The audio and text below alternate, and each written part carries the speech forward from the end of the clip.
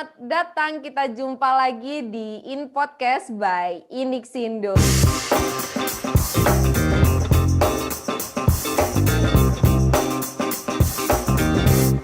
Hari ini kita ketemu lagi dengan topik yang berbeda, yaitu Big Data Analytics for Business. Dengan pembicara kita yang nggak lain dan nggak bukan Bu Mirna. Halo Bu Mirna, apa kabar? Halo Cindy, selamat sore. Baik. Sehat-sehat Bu di Surabaya? Alhamdulillah sehat. Oke, sebelumnya salam kompeten dulu. Salam kompeten. Salam kompeten buat semua. Oke, hari ini kita akan membahas soal Big Data Analytics for Business ya Bu ya, betul ya? Betul. Nah, kalau kita ngomong soal Big Data Analytics ini kan udah nggak asing lagi kan di telinga teman-teman developer software gitu ya kan, terutama untuk proyek-proyek yang gede gitu ya. Nah, penggunaan basis data sendiri ini kan diperluin banget ya Bu ya untuk develop software ini, untuk mengelola lah, menyimpan, memanajemen segala informasi yang berbentuk data secara terstruktur dan tersistem gitu. Nah, contohnya mungkin kalau yang saya tahu itu ada Postgre gitu ya Ibu. Iya. Terus kalau zaman sekolah saya dulu itu sering banget pakai MySQL. Nah, MariaDB dan kawan-kawan. Nah, kalau big data sendiri ini Bu, bedanya apaan sih Bu sama database-database yang udah ada ini? Kenapa kita nggak pakai itu aja gitu? Nah, kalau pertanyaan tadi itu memang nanti ada penjelasan lebih detail ya. Tapi poinnya kalau tadi itu mereka semua yang disebutkan Cindy tadi itu adalah pilihan untuk menyimpan data di yang namanya database atau basis data. Betul, bisa untuk menyimpan data dalam jumlah besar ya. Tetapi untuk yang kita bahas nanti, big data, khususnya big data analytics, itu nanti lebih tepatnya kita sebut sebagai platform karena gabungan dari banyak aplikasi, software yang bisa membantu kita untuk tidak hanya menyimpan. Nah, poinnya di situ. Jadi tidak hanya menyimpan, melainkan juga bisa untuk memanage sekaligus menganalisa lebih lanjut yang namanya big data. Oke, jadi ada fungsi tambahan analisanya itu tadi ya Bu ya, betul gitu ya. Betul sekali. Oke, untuk penjelasan lebih detailnya seperti apa sih Bu gambaran tentang big data analytics, terutama untuk bisnis ya sekarang ya? Iya, jadi sore ini nanti yang kita sharing, kita bahas sama-sama itu nanti lebih ke analitiknya dan kaitannya untuk bisnis secara umum. Oke, kalau untuk yang lebih detailnya boleh ya saya share mulai dari sekarang. Silakan Bu Mira. Terima kasih Cindy. Mohon ditunggu sebentar. Nah, jadi yang akan kita bahas nanti adalah Big Data Analytics for Business. Jadi di sini kalau kita bicara tentang Big Data dan juga Big Data Analytics, nah kita perlu melihat dulu ya dua terminologi ini sebetulnya nanti kaitannya seperti apa sih terkait dengan data. Nah, sebelum saya masuk lebih detail, kita coba lihat dulu ya. Kenapa sih kok ini jadi salah satu topik pilihan yang kita diskusikan atau kita bicarakan sore ini? Itu melihat lagi ke kita sekarang ada di masanya revolusi industri 4 atau IR4. Nah, untuk IR4 ini sendiri kan ada beberapa teknologi penunjang ya. Nah, jadi kalau kita tahu ada beberapa yang menyebutkan versinya beda-beda, ada yang 7 teknologi, ada yang 9, bahkan yang lebih dari 10 juga ada. Ini salah satu saja ya. Di slide ada 9 sekitar teknologi. Untuk teknologi penunjang itu ya maksudnya. Nah, kalau kita lihat, kebetulan yang paling atas itu ada Big Data and Analytics. Nah, jadi topik kita itu salah satu teknologi penunjang di IR4. Nah, salah satu ya, karena itu kalau kita bahas tentang Big Data dan juga Big Data Analytics, nah kita tahu ya perannya teknologi ini sangat-sangat dibutuhkan di era sekarang atau di masa IR4. Sangat dibutuhkan. Jadi kalau misalnya ada yang berminat baru mau akan melanjutkan untuk belajar atau berprofesi di sana, itu sudah pilihan yang tepat ya, karena itu jadi salah satu penunjang di IR 4. Begitu juga untuk teman-teman mahasiswa nih yang mungkin sudah mulai berminat untuk lebih banyak terlibat dengan ilmu data, salah satunya big data maupun big data analytics, itu juga sangat dibutuhkan nantinya ya. Jadi tidak salah pilihannya, bisa diteruskan, dilanjutkan. Ini tadi kaitannya sama IR4. Ada ya salah satu di situ. Si Nah, nyempil di kemudian situ. ya betul sekali, salah satu teknologi penunjangnya itu tadi big data.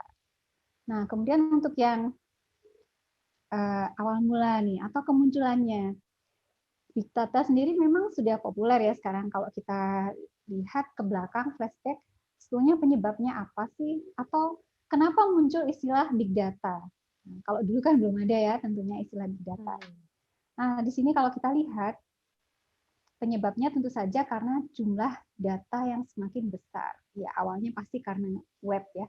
Kalau kita flashback lagi lebih ke belakang, dengan adanya website dan teknologi penunjang yang membuat kita lebih interaktif, nah inilah yang menjadi sebab munculnya banyak sekali data. Jadi kalau disebutkan banyak tidak cukup, lebih tepatnya signifikan, incremental, atau sangat-sangat-sangat banyak pertumbuhannya, besar sekali. Contohnya apa?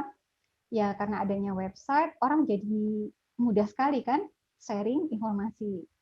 Mulai dari, ya tidak usah jauh-jauh, dari sosmed aja yang di HP itu ya, di aplikasi handphone kita.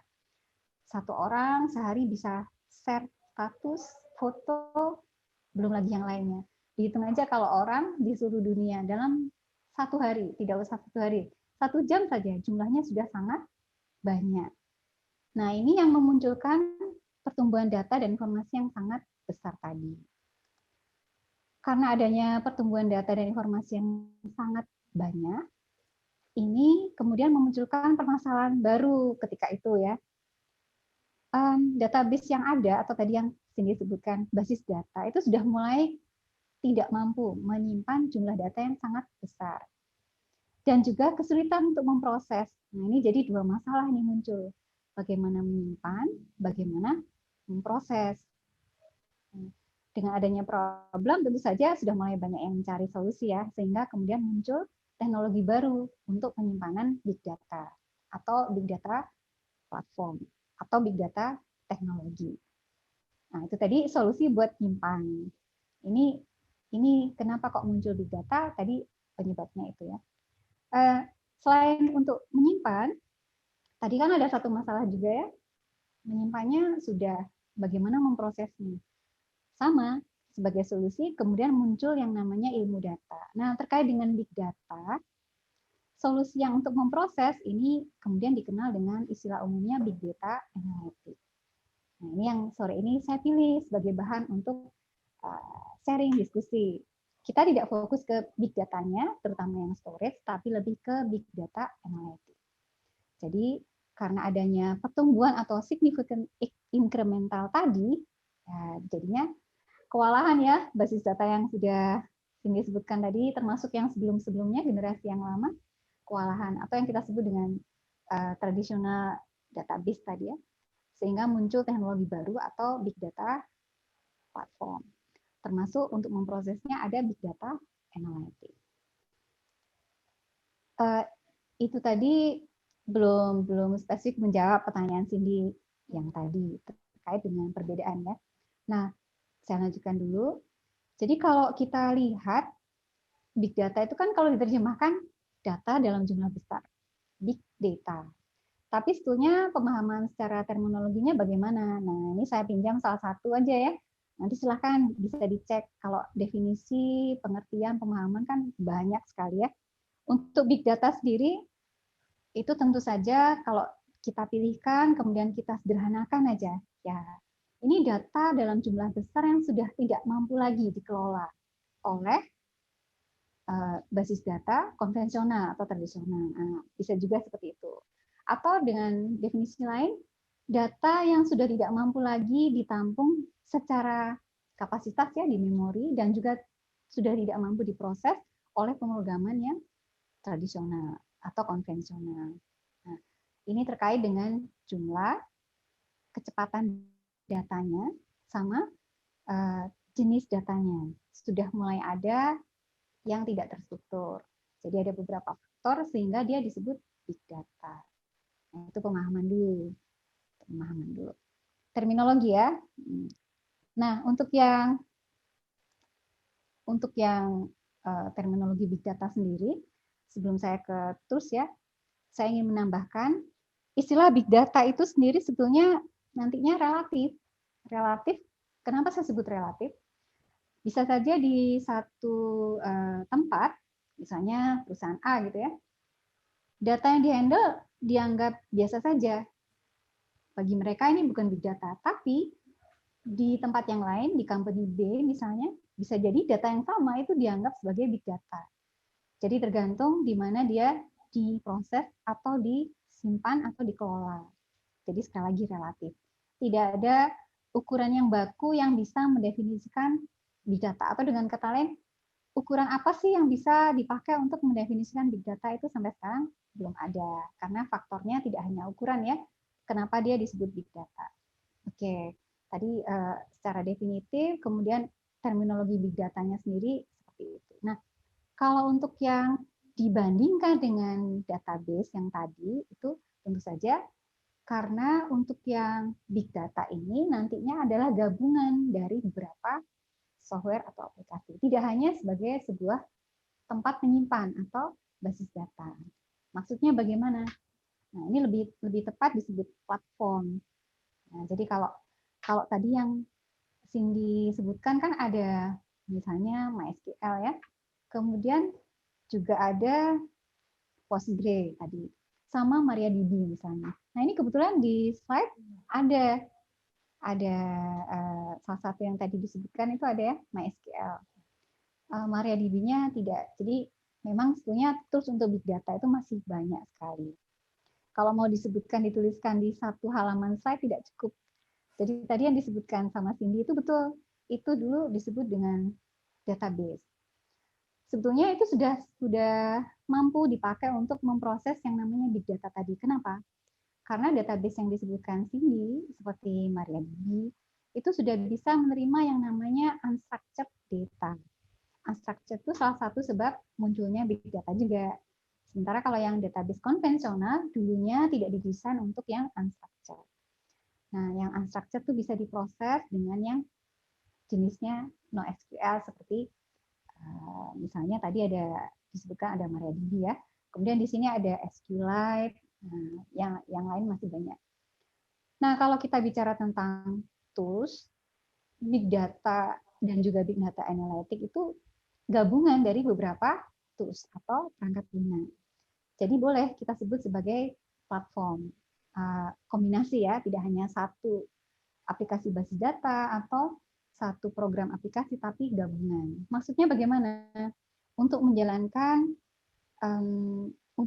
sistem atau menggunakan teknologi big data tadi, kita perlu menggunakan kombinasi dari beberapa aplikasi. Itulah yang disebut dengan platform. Nah, kalau kita bicara big data, tools-nya memang sekarang sangat banyak ya. Tapi ada satu nama nih yang kita nggak bisa lepas dari big data, yaitu Hadoop.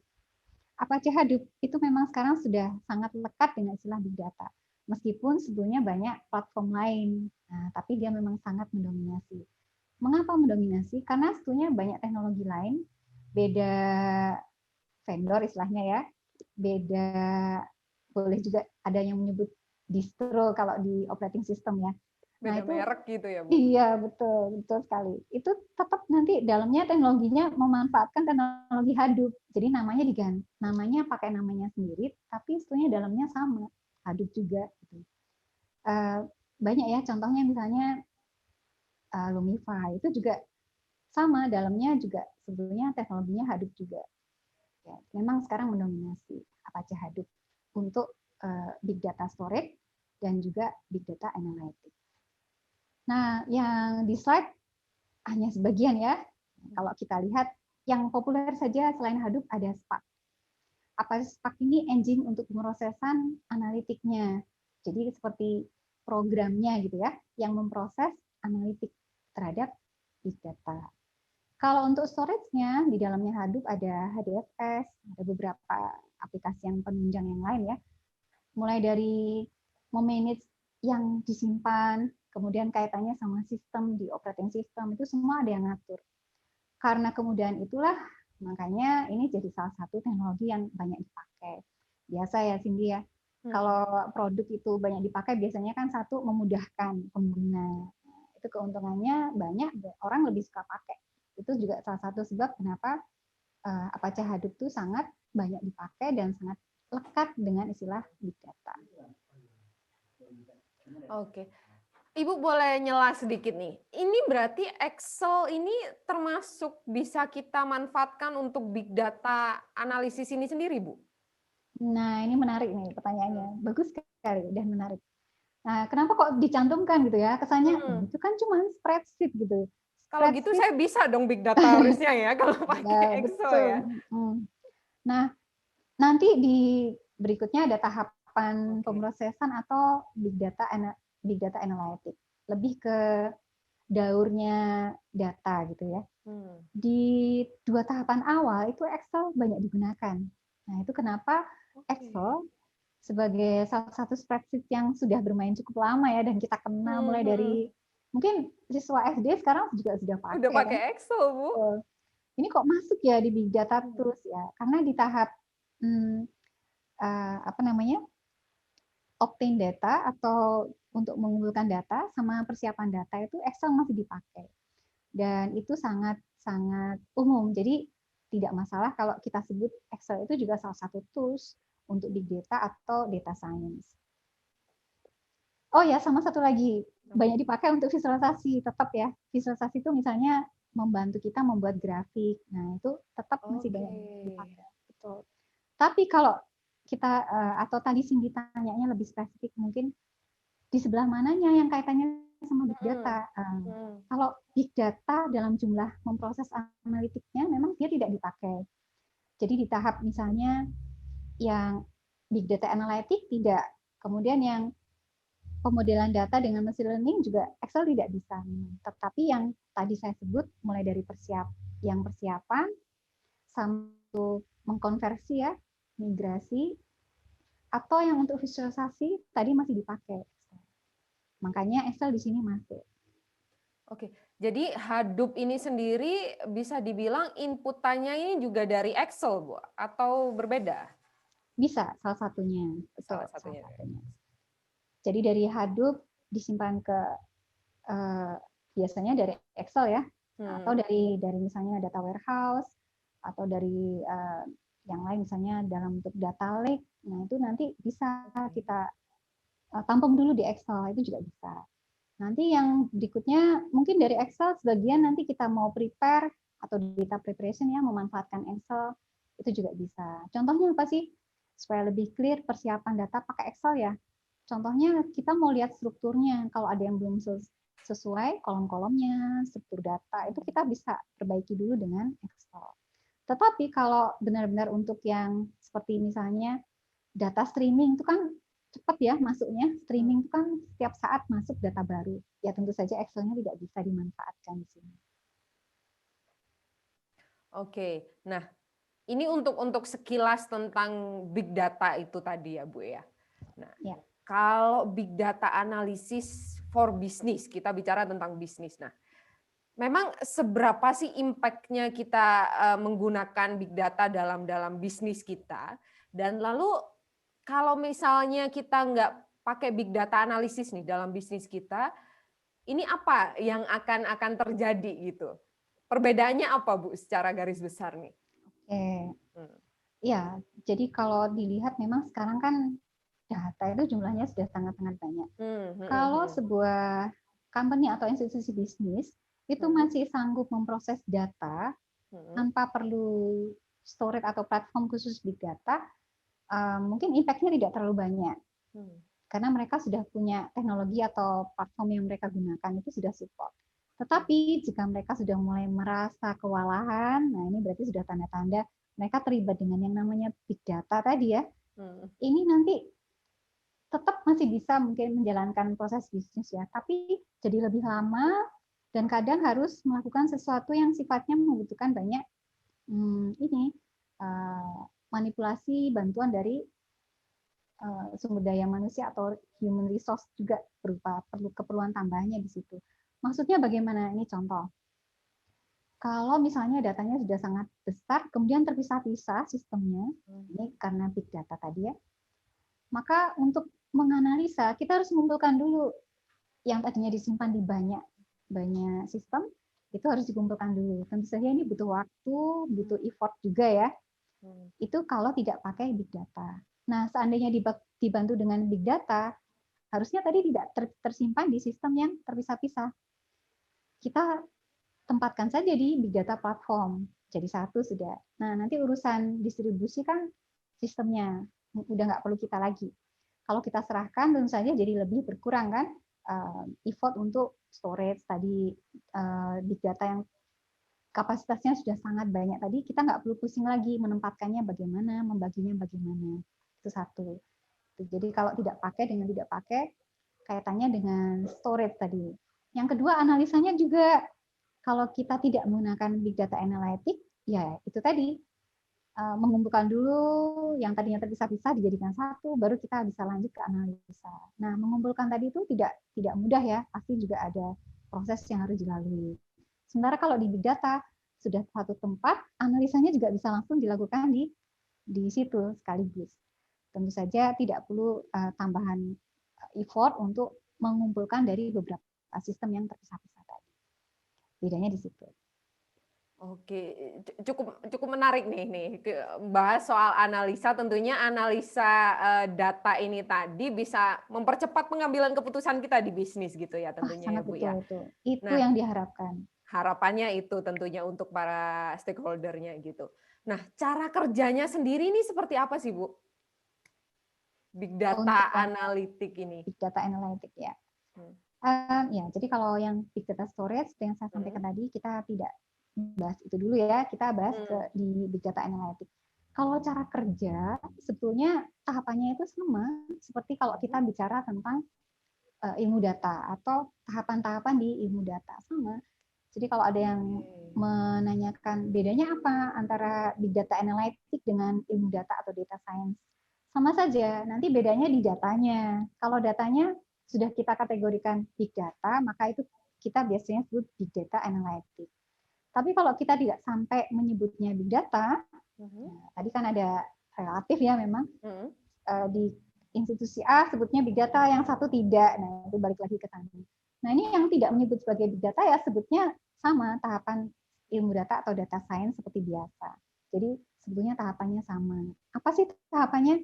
Tahapannya tentu saja mulainya dari mengidentifikasi permasalahan dulu, problem, atau yang mau dikerjakan oleh tim di Big Data Analytics itu apa kebutuhannya. Nah, itu kita definisikan dulu, berangkat dari situ. Kan kalau belum jelas yang dituju, nanti yang dikerjakan jadi nggak jelas ya. Nah, jadi kita definisikan dulu problem. Kemudian yang kedua, datanya tentu saja dikumpulkan. Kalau di Big Data Analytics, ini jadi lebih ringan. Kenapa? Karena sudah jadi satu sistem. Betul didistribusikan, tapi kita kan tidak mengurusi physically distribusinya tadi ya. Semua sudah diatur sama Hadoop. Nah, untuk yang mengumpulkan data, tinggal kita lebih ke memilih datanya itu yang mau dianalisa apa saja, itu lebih ke sana. Sementara kalau tidak pakai big data, bagaimana? Ya, tetap ada usaha untuk mengumpulkan, tetapi kapasitas datanya tidak sebesar yang kita sebut big data tadi. Jadi tetap ada langkah data gathering. Ini yang kedua. Poin kedua ini adalah mengumpulkan data. Kalau kita bicara big data ya berarti kita kumpulkan yang big data tadi. Dikumpulkan di sini maksudnya ini ya, memilih mengumpulkan data mana yang akan dianalisa. Lanjut ke preparation, disiapkan. Maksudnya disiapkan yang kosong dihapus atau diganti datanya. Itu contoh preparation. Kalau ada format yang belum sesuai, mungkin tadinya string ya, kita perlunya numerik, kita ubah dulu ke numerik. Itu contoh-contoh data wrangling atau preparation. Setelah selesai, kita bisa lanjut ke ini yang poin utamanya di sini nih, analytics. ada eksplorasi data sama analitik. Nah, ini yang kita sebut dengan data analitik. Tetapi istilah big data analytic itu biasanya sudah merambah sampai tahap berikutnya, data modeling. Jadi orang sebutnya biasanya big data analytic, tetapi itu sudah sampai ke pemodelan. Pemodelan di sini itu yang menggunakan algoritma-algoritma machine learning. Jadi kalau kita lanjut dari eksplorasi tadi, analisa kemudian pemodelan, itulah yang disebut dengan big data analytic biasanya. Nah, setelah selesai, tentu saja untuk menunjang ke presentasi atau data storytelling, kita butuh visualisasi mungkin, mengkomunikasikan ya, apa sih yang sudah didapat dari analisa tadi semua itu apa, hasil pemodelannya bagaimana, kita presentasikan dalam bentuk visualisasi biasanya. Makanya tadi ada beberapa tools ya, ada Excel, ada Tableau mungkin, nah itu semua untuk bantu kita bikin visualisasi yang menarik. Terakhir kita deploy biasanya dalam bentuk aplikasi atau mungkin ada juga yang sebutnya dashboard gitu ya, sama optimasi. Ya, itu tahapannya. Jadi ini cara kerja atau prosesnya big data analytics itu seperti apa? Oke, jadi bersinggungan ya Bu antara data science, machine learning dan big data ini sendiri. Betul, sangat Sangat bersinggungan. sangat berkaitan. Tadi sempat disampaikan juga sama Bu Mirna kalau data ini sudah disebut big data, makanya kita nyebutnya big data analytic gitu ya Bu ya. Kalau belum, kita menyebutnya data science gitu. Nah, ada parameter khusus nggak Bu? Data itu udah kita sebut, oh ini big data nih udah gitu. Iya, jadi Ada nggak Bu? kalau betul ada. Tapi pertanyaannya lebih ke ini sih, maaf, lebih ke jawabannya lebih ke bukan ukuran ya. Jadi kalau ada yang nanya ukuran data yang seberapa sehingga kita sebut big data, itu tidak ada ukurannya. Jadi sampai sekarang tidak ada yang bisa menjawab. Atau memang sebetulnya kalau menurut saya itu tidak perlu ya, karena relatif tadi di satu tempat atau satu tim datanya disebut big data, tapi di tempat lain bisa jadi itu data yang biasa bukan big data. Itu. Nah, kalau untuk kapan bisa mulai disebut big data itu tentu saja ini ya, yang tadi itu kenapa kok kita sebut big data itu biasanya karena satu sudah tidak mampu lagi ya diproses oleh engine yang sudah ada, yang sudah dipakai sebelumnya, itu kita sudah mulai perlu big data analytic. Atau kalau kita lihat dari storage-nya sudah tidak mampu lagi disimpan dan diproses oleh memori yang tersedia, itu berarti sudah bisa kita sebut sebagai big data. Jadi nggak ada ukuran tertentu gitu ya Bu, gimana data ini kita sebut big data, tergantung dari mungkin indikator yang paling pas gitu, si hardware-nya sendiri ini, dia masih mampu nggak untuk mengolah data secara efektif dan efisien gitu tentunya ya Bu Mirna ya? Betul.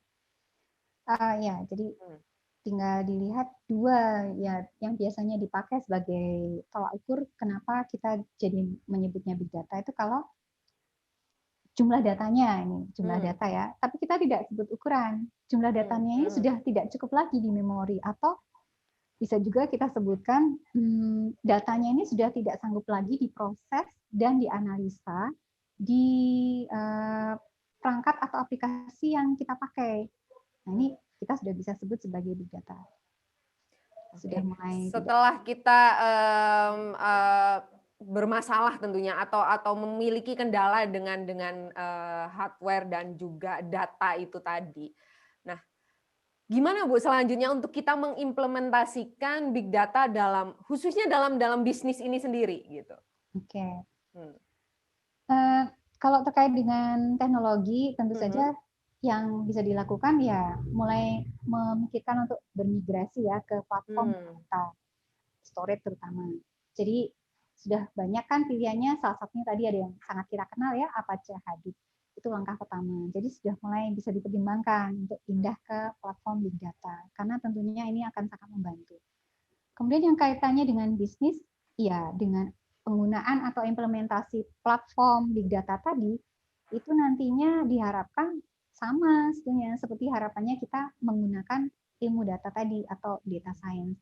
Ujungnya sama. Jadi kita berharap dengan adanya data yang kita analisa lebih lanjut, tidak hanya disimpan, itu kita bisa dapat wawasan dari data atau insight untuk bantu meningkatkan nilai bisnis. Nilai bisnis saya sebut nilai bisnis supaya lebih general ya. Itu saya sebutnya insight untuk meningkatkan nilai bisnis. Jadi kalau kita kaitkan dengan bisnis, yang analitiknya tadi ya memang balik lagi ya. Kenapa untuk zaman sekarang kita perlu untuk melihat dan menghargai data, terutama jika datanya sudah mulai sangat tidak terstruktur, jumlahnya bertambah dengan sangat cepat, terutama yang streaming, mendekati real time, bahkan sampai yang real time ya. Itu karena ya sekarang memang zamannya big data. Kenapa kita butuh? Tentu saja karena itu tadi, kita sudah ada di eranya big data, dan data kita sudah mulai banyak yang tidak terstruktur. Struktur dan tidak terstruktur ini kan contohnya, kalau yang terstruktur itu misalnya data numerik, harga, nah itu kan terstruktur ya, temperatur itu terstruktur. Kalau yang tidak terstruktur bagaimana? Ya kalau kita nerima dari aplikasi misalnya berupa sentimen dari pengguna, itu kan bentuknya teks, itu juga tidak terstruktur. Yang bentuknya image, datanya gambar, itu juga tidak terstruktur. Banyak sekali sekarang yang tidak terstruktur. Belum lagi yang formatnya misalnya selain gambar ada video ya. Nah, jadi selain yang terstruktur, kita sekarang dihadapkan pada unstructured dan jumlahnya sangat banyak sekali. Rasio pertumbuhannya sudah sangat kalah jauh ya antara yang structured dibandingkan dengan yang unstructured. Nah, karena yang kita hadapi seperti ini, ya mau tidak mau kita harus prepare untuk bisa memanfaatkan dengan baik yang unstructured tadi. Itu yang menyebabkan kenapa kita butuh big data analytics, termasuk untuk bisnis. Kalau kita bicara kaitannya dengan bisnis, keuntungannya ini banyak sekali. Tadi kan saya sebutnya simpel saja, untuk meningkatkan nilai bisnis. Tapi sebetulnya apa saja? Ya, ini contoh. Kalau kita manfaatkan big data analytics, kita bisa tentukan target yang lebih efektif. Tujuannya apa? Mengurangi atau meminimalkan risiko bisnis. Ya, kalau ada target yang lebih pas, lebih sesuai, tentunya kan kita bisa menghindari ya risiko-risiko bisnis itu daripada kalau tidak punya target. Nah, jadi itu kita salah satu keuntungannya bisa mengurangi atau meminimalisir risiko bisnis. Yang lainnya, contohnya apa? Nah, ini terhadap customer atau pelanggan atau pengguna. Ini kita bisa menaikkan ini ya nilai untuk pelanggan kita, kaitannya dengan apa? Kaitannya dengan user experience misalnya. Jadi supaya user atau pengguna itu lebih nyaman dengan produk kita, layanan kita bisa meningkatkan experience-nya mereka supaya mereka lebih tertarik untuk terus menggunakan atau menggunakan produk atau jasa kita. Itu contoh. Jadi banyak sekali ya keuntungannya terhadap kaitannya dengan bisnis. Tapi satu kata yang bisa mewakili semuanya, kita menggunakan big data analytics itu harapannya menemukan insight, dapat insight, wawasan. Jadi kalau kita terjemahkan insight itu apa sih? Ya itu wawasan atau pemahaman yang lebih dalam terhadap data. Ya, kalau data cuma bentuknya di spreadsheet, dilihatin aja kan nggak ada value-nya ya Bu. Nggak ada value yang kita bisa pahami ya. Jadi nggak ada pengetahuan yang kita dapat. Nah, supaya lebih mudah gimana caranya supaya dapat pengetahuan dari data tadi? Salah satunya dengan data analytics.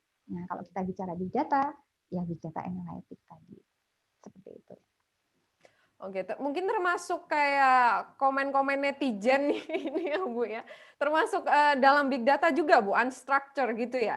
Iya. Yang bisa menimbulkan sentimen-sentimen di mungkin produk-produk kita gitu ya Bu ya? Iya, nah itu sudah umum sekarang dipakai. Nah, sudah umum. Bahkan tidak hanya di bisnis ya, di pemerintahan, politik juga sudah banyak dipakai. Bentuknya teks. Kenapa disebut unstructured ya? Karena memang nanti perlu banyak pemrosesan lagi. Tidak bisa diubah ke struktur tertentu ya. Karena belum lagi dari segi bahasa Inggris, bahasa Indonesia ada yang baku, ada yang pakai Enggak. bahasa gaul. Belum Nanti yang pakai slang-slang segala macam nah ya. itu harus diterjemahkan dulu. Makanya disebut unstructured. Itu salah satu aja. Belum lagi yang unstructured yang lain seperti image. Kan kalau sekarang udah biasa ya, teks, image. Makanya kalau untuk bisnis yang memanfaatkan data-data semacam ini ya sangat butuh yang namanya data analitik, terutama yang big data. Oke, jadi big data ini sendiri bisa tahu ya Bu, bervariasi model data percakapan yang unstructured itu sendiri untuk dia merecord lah ya, gitu. Terus Ya, hasilnya dari data baik yang structure ataupun yang unstructured ini seperti apa Bu contohnya misalnya? hasilnya.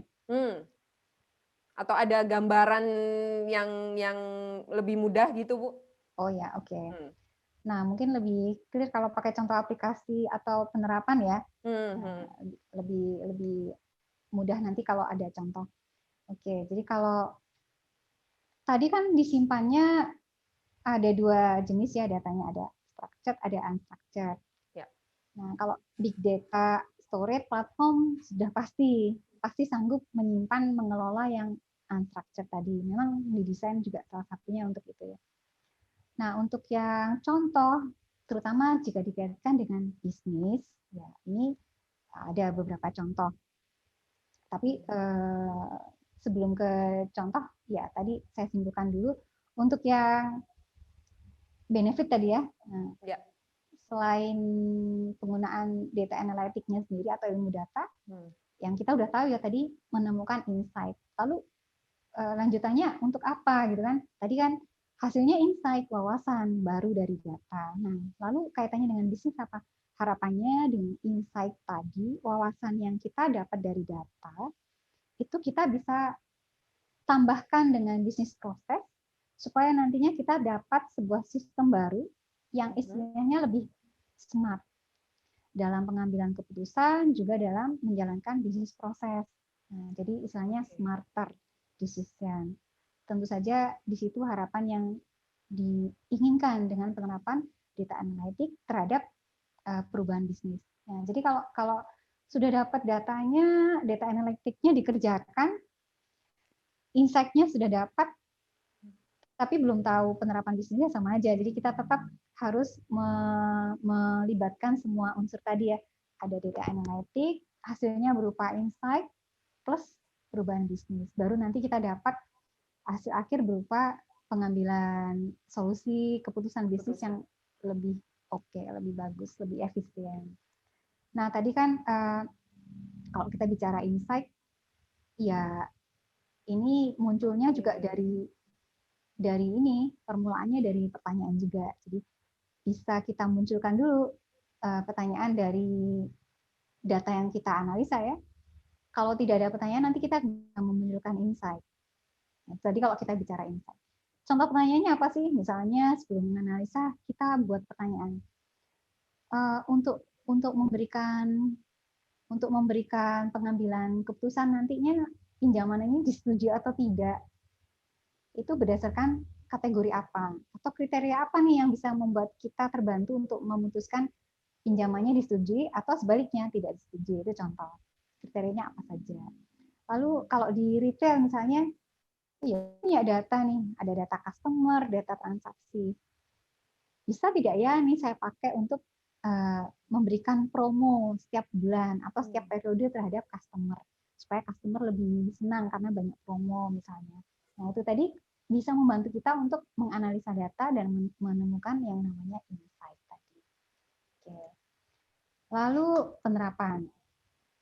Kalau untuk penerapan dan contoh implementasi memang sudah sangat luas. Tadi kita sempat singgung ya beberapa di bisnis meskipun belum detail, termasuk di politik juga pemerintahan.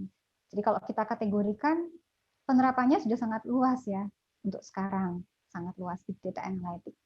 Mulai dari bidang perbankan, kredit, healthcare, di sales dan marketing juga ada. Kemudian di otomasi ini biasanya di manufacture ya. Kemudian di travel atau yang sifatnya services. Itu juga sudah sangat banyak. Sosial media itu sebetulnya menurut saya juga terkait dengan marketing dan sales ya. Jadi betul. contohnya ya tadi ada sentiment analysis, sentimen dari pengguna, baik di Twitter atau sosmed yang lain, itu semua biasanya terkait dengan bisnis juga. Nah, untuk contoh, oke, saya punya beberapa contoh nih. Yang pertama, kalau kita lihat, satu contoh dulu ya, misalnya kita sekarang banyak pakai YouTube atau Saya kasih contoh Bu, YouTube Inixindo in oh podcast. ya, bisa itu. Apalagi kalau datanya yang diambil dari sana, data sentimen misalnya, itu sudah sangat banyak. Itu bisa juga sudah disebut sebagai big data. Nah, kalau dari YouTube dan Netflix sendiri, mereka ini kan juga mengumpulkan data dari pengguna. Sebetulnya mereka bekerjanya begitu caranya. Nah, ini kan tadi pertanyaannya, hasilnya itu seperti apa sih? Sebetulnya gitu ya. Nah, jadi supaya lebih clear, saya ambilkan contoh ini. Hasilnya, pemanfaatan Big Data Analytics di media semacam YouTube dan Netflix itu misalnya hasil akhirnya mereka itu bisa merekomendasikan film yang sebaiknya atau ditawarkan ke kita untuk ditonton berikutnya. Nah, kalau saya buka YouTube-nya Cindy, sama saya buka YouTube saya sendiri, mungkin film yang ditawarkan di situ, suggestion ya biasanya, yang dimunculkan pasti beda, nggak mungkin sama. Kenapa? Karena experience saya beda sama experience-nya Cindy di YouTube. Begitu juga yang di Netflix. Nah, jadi mereka memanfaatkan data histori dari pengguna untuk bisa merekomendasikan film berikutnya. Itu hasil akhirnya. Baru salah satu. Nah, jadi rekomendasi. Gitu. Jadi salah satu hasil dari Big Data Analytics adalah terkait dengan bisnis. Contohnya ini merekomendasikan. Nah, ini contoh yang dilakukan oleh YouTube dan Netflix. Mereka merekomendasikan film yang berikutnya harus kita tonton atau sebaiknya kita tonton. Itu contoh pertama. Itu dinilai dari kebiasaan kita menggunakan aplikasi tersebut tentunya ya Bu ya. Betul Mungkin sekali. Contoh yang paling gampang kalau diserap sama ibu-ibu biasanya ini di e-commerce gitu ya. E-commerce. Contohnya saya pernah nih Bu ngalamin nih di salah satu e-commerce. Contohnya saya mau cari katakanlah casing handphone gitu. Nah, Beberapa kali saya survei dan untuk selanjutnya itu muncul semua Bu di beranda. Ini merupakan salah satu contoh dari big data gitu. betul. Rekomendasi. Rekomendasi gitu ya. Iya, jadi kalau tidak memanfaatkan data, bayangkan aja mereka harus merekomendasikan kepada berapa juta orang. Iya. Kalau tidak pakai big data analytics atau ilmu data, pasti kewalahan ya kalau pakai program biasa. Pasti. Ya. Karena tiap orang beda-beda gitu. Nah, ini mungkin juga salah satu contohnya, ini juga dapat mempengaruhi customer kita ya gitu ya. Untuk jadinya kita bawaannya pengen belanja terus jadinya. Iya. Tadinya mungkin awalnya cuma cari ransel, akhirnya karena ditawarin di situ di dekatnya ada tenda, ada sepatu. Iya. Hal-hal yang terkait jadi ngikut semua gitu ya, Bu. Betul. Tidak hanya yang semula dicari kan. Iya, jadi itu kalau untuk e-commerce yang online retail ya contohnya betul tadi kayak gitu. Ibu-ibu habis cari sepatu pesta, udah spesifik ya sepatu untuk pesta. Nanti rekomendasinya muncul tas untuk pesta, gaun untuk pesta, nambah lagi akhirnya. Banyak.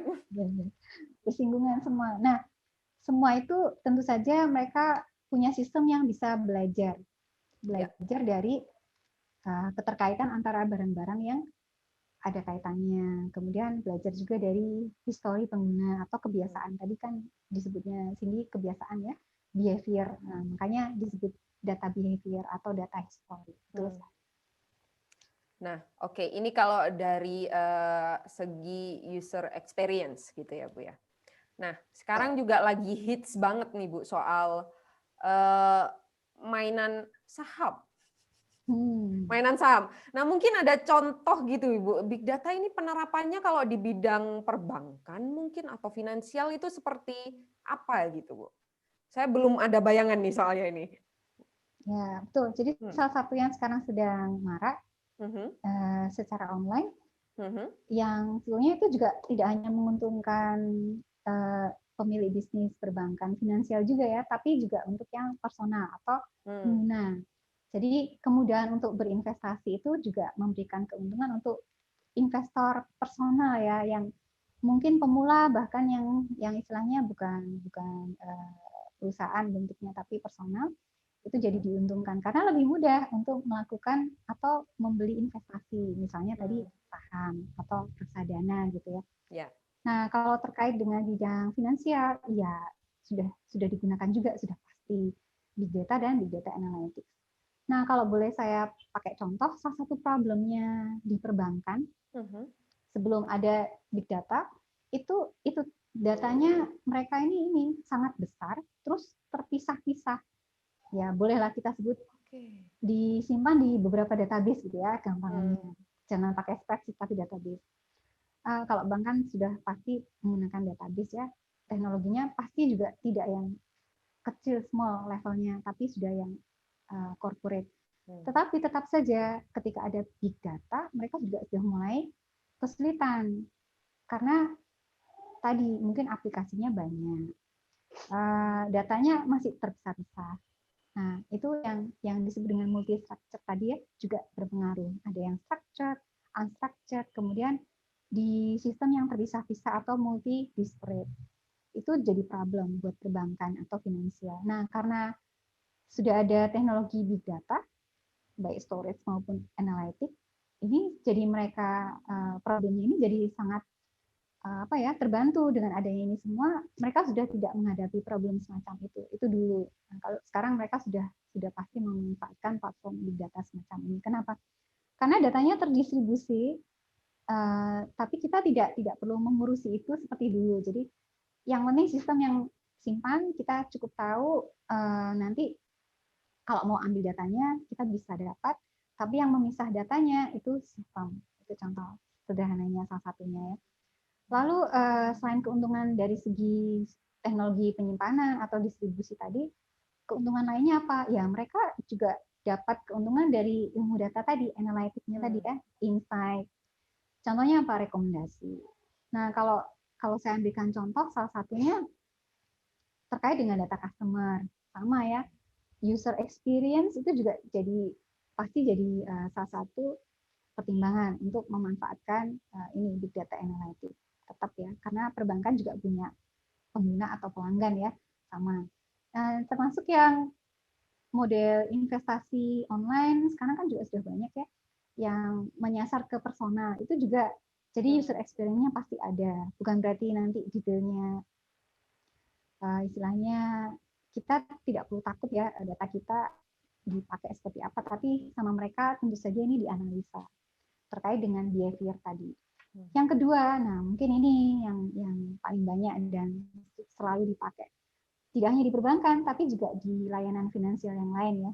Nah itu misalnya fraud detection atau analisa fraud. Fraud itu kalau diterjemahkan kecurangan.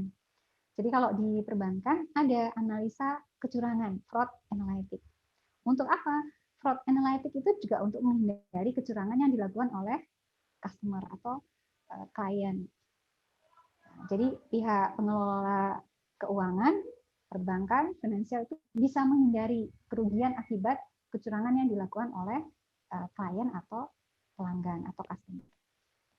Jadi sebelum terjadi, mereka analisa berdasarkan behavior. Sederhananya, untuk mendapatkan kredit, kalau saya menunjukkan kredit nih, itu kan semua sekarang sudah terhubung ya. Saya punya pinjaman di bank A, di bank B, bank C, itu sudah ketahuan. Bisa ketahuan ya Bu, ada semuanya. datanya. Histori pembayaran ada semua. Nah, mereka bisa menilai pembayaran kredit saya selama ini sehat atau tidak. Itu nanti jadi pertimbangan untuk menyetujui atau tidak pinjaman saya berikutnya.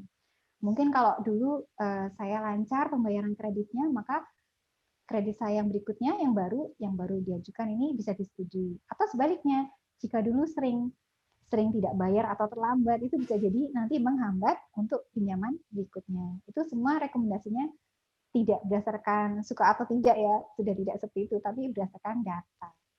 Tentunya akan membuat keputusan itu menjadi lebih objektif gitu ya Bu ya, karena semuanya berdasarkan data gitu ya Bu. Iya, berdasarkan data, dipelajari oleh sistem. Betul. Kalau dari sektor lain Bu, mungkin ada contoh gitu Bu? Ini yang tadi finansial ya, betul. Ya. Sektor lain, ya ada satu lagi. Nah, saya pilihkan yang datanya emang banyak itu besar ya, airline. Tapi kalau sekarang sedang masanya COVID, memang sangat turun ya. Sangat Jadi turun. betul, perjalanan termasuk di bandara, penerbangan sangat berkurang banyak. Kemarin saya dengar Bandara Ngurah Rai, bandara internasional yang paling ramai selama ini itu mengurangi jam operasionalnya ya. Itu karena COVID. Jadi kalau saya ambil contoh ini, anggap saja ketika normal, datanya sangat besar, big data. Mereka menggunakan big data analytics untuk apa atau bagaimana mereka memanfaatkan ini? Jadi kalau data di airport, terutama ini ya, penumpang, calon penumpang. Kalau yang operasional tentu saja ada, tapi kita fokus ke data penumpang, penerbangannya, airline. Nah, kalau untuk data mereka manfaatkan banyak sekali ya. Nah, saya ambil satu contoh saja. Salah satunya untuk bisa memutuskan atau merekomendasikan lagi, balik lagi ke rekomendasi. Ini apa namanya? Acuan untuk biaya flight atau flight fares. Acuannya ini mereka sifatnya rekomendasi memang sistemnya ya. Dapat dari mana? Ya tentu saja dari data-data. Data-data ini data histori semuanya ya. Data ini mereka gunakan untuk memberikan batasan atau istilahnya flight fare base dasar. Jadi acuan biaya penerbangan. Tentu saja ini harapannya nanti bisa untuk apa? Memaksimalkan keuntungan dari airline. Balik lagi ke sana kan meningkatkan nilai bisnis, keuntungan, selalu seperti itu. Itu titik akhir yang ingin dicapai kan di sana. Nah, kalau data yang dipakai data apa saja? Ini banyak ya, data histori penerbangan dari pengguna atau penumpang. Kemudian data histori itu kan nanti ada ini ya biasanya. Musimnya banyak sekali orang yang bepergian. Musim piknik ya. Iya, musim piknik. Peak season ya, paling ramai itu biasanya akhir tahun kan, nanti setelah Januari turun gitu. Karena sudah mulai normal, kegiatan sekolah, nggak ada orang bepergian, itu contoh. Itu mereka pakai. Itu sebabnya mengapa biaya penerbangan atau biaya tiket, flight fares, itu kan naik turun ya, tidak pernah tetap menyesuaikan. Taunya dari mana? Apakah suka-suka yang menentukan manajernya ya? Tentu saja tidak ya. Pakai data lagi. Data penerbangan dipakai. Kapan sih high seasonnya penerbangan dari misalnya dari Surabaya ke Bandung? Kapan sih ramainya atau sepinya aja dari Jakarta ke Bali? Kalau sepi, mereka mungkin nanti menaikkan promo atau harganya biaya tiketnya dikurangi. Nah ini juga nanti efeknya ke yang lainnya ada. Contohnya apa? Untuk optimasi biaya kebutuhan bahan bakar. Seperti itu. Jadi sampai ke sana ya. Atau sebaliknya dari penggunaan bahan bakar nanti untuk mengadjust flight fare. Jadi banyak sekali data yang dilibatkan. Ini untuk yang bidang di kaitannya dengan airline atau penerbangan. Oke, jadi dari maskapainya juga tentunya kalau misalnya Surabaya, Bali misalnya lagi sepi, ke Jakarta rame dipindahin gitu ya Bu ya pesawatnya gitu, biar ke rute-rute yang lebih strategis gitu tentunya. Betul, itu Nah, biasanya kalau sudah sangat sepi ya. betul. Jadi penggunaan pesawatnya sendiri lebih efektif tentunya kan ya. Nah, Ya, itu kita tadi sudah ngobrol soal kenapa pakai big data, caranya seperti apa, implementasinya seperti apa. Nah, kalau kita ngomong profesi nih Bu sekarang, profesi-profesi yang terkait sama big data sendiri ini apa aja ya Bu ya? ya, ya. Kalau spesifik biasanya di big data itu ada data engineer. Jadi Data engineer. mereka sebutnya biasanya data engineer profesinya. Tapi kalau kita baca lebih detail di requirements-nya atau di job desk-nya itu nanti juga harus menguasai platform big data, misalnya Hadoop. Nah, jadi mereka nantinya mengurusi sistem Apache Hadoop. Untuk apa sih biasanya ya nanti tugasnya lebih banyak ke maintain mulai dari migrasi data ke big datanya, misalnya dari database atau dari data warehouse, dari source yang lain ke big datanya. Nanti dari big data yang mengumpulkan data juga biasanya si data engineer ini ya, mengumpulkan dalam arti mengambil data yang dibutuhkan untuk analisa lebih lanjut. Itu yang fokusnya ke big data storage atau platformnya itu biasanya disebut dengan data engineer. Oke. Hanya data engineer kah, Bu? Atau ada profesi-profesi yang terkait mungkin nantinya dalam job desk-nya juga nyentil-nyentil big data gitu? Ada data analytic atau big data analytic. Nah, ini kan berarti analisa ya. Nah, kalau analisa fokusnya memang ke analisa, tidak ke sistem. Oh, beda ya sama engineer, data engineer itu tadi? Itu beda. Jadi kalau yang engineer itu biasanya, saya sebut biasanya ya, karena kadang-kadang ada juga yang nanti minta kemampuan di analisa tetap. Tapi biasanya yang diminta atau wajib itu kalau data engineer yang tadi lebih ke Hadoop system, storage, platformnya, teknologi, migrasi, ETL, transform, pekerjaannya itu nanti ekstrak, transform data, load data. Tapi kalau yang analysis, data analis, atau ada juga yang disebut data scientist, tapi kebanyakan data analis ya, itu juga kadang harus bisa big data analytic. Nah, ini biasanya dimintanya paham salah satu tools ya, terkait dengan, bukan salah satu, tapi beberapa tools terkait dengan big data analytic. Contohnya apa? Contohnya kalau data analis tuh biasanya terkait big data ya, bisa misalnya Spark. Nah, Spark kan juga engine untuk analisa big data. Itu dia harus bisa. Kemudian bahasa pemrograman yang bisa support untuk big data analytic, misalnya Python sama R. Nah, itu fokus ke analisa. Beda Dua sama itu aja ya, Bu ya, betul? betul. Kalau terkait langsung dengan yang namanya big data tadi. Tapi kalau terkait ilmu data, tentu saja masih banyak ya profesi yang lain. Misalnya ada machine learning engineer, ada misalnya ada data scientist, tapi tidak terlalu fokus ke big datanya, ada beberapa istilah profesi lain. Oke, itu terkait profesinya ya, Bu ya, judulnya. Nah, katakanlah ini, Bu, saya pengen belajar big data. Saya pengen jadi seorang data engineer atau big data analytic gitu. Nah, langkah pertama yang harus saya pelajari ini, Bu, level 1. Ya. Level 1. Nah, tadi ada dua arah nih, ada dua sub. Tolong dipilih mau fokus kemana. Kalau big data storage platform, silahkan memulai untuk belajar ke teknologi big data platform seperti Hadoop. Itu. Kalau fokusnya nanti kepinginnya tidak ke sistem, tapi ke analisa atau big data analytic, silahkan belajar engine-engine untuk support di big data analytic, termasuk bahasa pemrograman. Misalnya bisa belajar R, atau tools-tools lain ya, seperti Spark. Kalau Spark kan base-nya Python, nah jadi belajarnya Python juga. Atau mau spesifik ke tools-nya tanpa bahasa dulu juga bisa. Misalnya ya kalau mau bisa ditunjang dengan tools yang sudah tinggal pakai ya. Misalnya Tableau atau Power BI, itu juga membantu di big data analytics, bisa juga.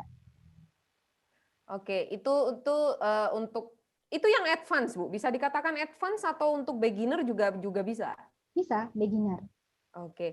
Nah, untuk kemampuan paling basic untuk teman-teman kita yang masih studi nih ceritanya ya. Kemampuan seperti apa ini, Bu? Logik, matematika, statistik kan ini biasanya paling alergi nih. Soal-soal semacam ini. Ini ada tips dan trik dah, Bu. Oke, kalau yang ke sistem storage tidak banyak mengurusi analitik, jadi tidak perlu banyak dasar, atau belum perlu ya, saya sebut belum perlu statistik matematik. Itu tadi kalau yang mau berminat jadi data engineer, kan dia perlunya nanti belajar ke big data platformnya, Hadoop misalnya. Jadi dia lebih banyak mengurusi data, storage, ekstrak, load data. Nah, jadi tidak banyak pekerjaan analitik. Bisa langsung ke Apache Hadoop sistem ya, belajarnya di situ HDFS, kemudian untuk ekstrak data, query, SQL, itu semua bisa dipelajari. Termasuk untuk yang pemula, bisa berangkat dari gimana sih query itu baca data, kalau di database kan juga ya ada query, itu bisa mulai dipelajari. Nanti setelah kalau mau lanjut bisa mulai masuk ke yang spesifik big data, misalnya Apache Hadoop tadi. Itu bagi teman-teman yang berminatnya di data engineer, big data storage platform tadi. Tapi kalau yang big data analytic, ya untuk memulainya bagaimana? Nah, ini base-nya tentu saja kalau analitik sangat-sangat perlu ya statistik. Perlu, kalau analitik perlu, karena analitik itu tidak jauh dari statistik. Jadi mau nggak mau harus ada statistik sedikit-sedikit ya. Plus bahasa pemrograman. Nah, ini juga wajib. Kenapa? Karena untuk perhitungan yang lebih detail, kita kadang tidak bisa mengerjakan dengan tools. Maksudnya bagaimana? Tools yang tinggal klik-klik-klik itu kadang kurang. Masih harus ditunjang dengan bahasa pemrograman. Nah, ini perlu belajar bahasa pemrograman untuk data analytic, baik big data maupun yang bukan ya. Sama saja, jadi untuk big data pun yang biasanya banyak digunakan, script atau bahasa pemrogramannya R atau Python. Nah, silakan dipilih. Jadi selain belajar statistik, kemudian belajar analitik, data, juga mempelajari bahasa pemrogramannya. Gitu. Oke, cukup komprehensif nih yang Ibu jelaskan pada sesi kali ini tentang Big Data Analytic for Business. Tentunya kalau pengen belajar yang lebih advance gitu, tentunya di Inixindo sendiri menyediakan media-media untuk pembelajaran ini tentunya ya Bu ya. Gitu. Nah, untuk teman-teman semua bisa cek di website kita di inixindo.id atau di sosmed-sosmed kita yang tersedia. Oke, sebelum kita tutup Bu Mirna, ada sepatah kata mungkin untuk teman-teman kita yang lagi semangat belajar big data tentunya. Iya. Ya, jadi kalau tidak mencoba langsung itu tidak banyak yang kita dapat. Jadi silahkan langsung saja dimulai untuk memilih salah satu dulu. Jadi kesannya wah banyak sekali ya yang harus dipelajari. Tetapi kalau kita sudah memilih pasti akan lebih pasti atau sudah pasti lebih bisa kalau kita sudah mulai langsung mencoba. Jadi jangan ragu untuk langsung memilih salah satu dan melanjutkan. Langsung nyebur aja ya Bu ya, biar terasa sensasinya gitu itu Iya, tentang belajar itu big banyak data. bisa dipilih, tidak hanya satu pilihan atau dua pilihan kan banyak ya. Jadi Ya. silahkan dipilih. Ya. Terima kasih banyak untuk waktunya Bu Mirna dan sharing-sharing ilmunya pada hari ini. Kita akan ketemu lagi di sesi yang akan datang. Jangan lupa like, komen, dan subscribe di Inixindo. Dan kita akan ketemu lagi minggu depan. Salam kompeten.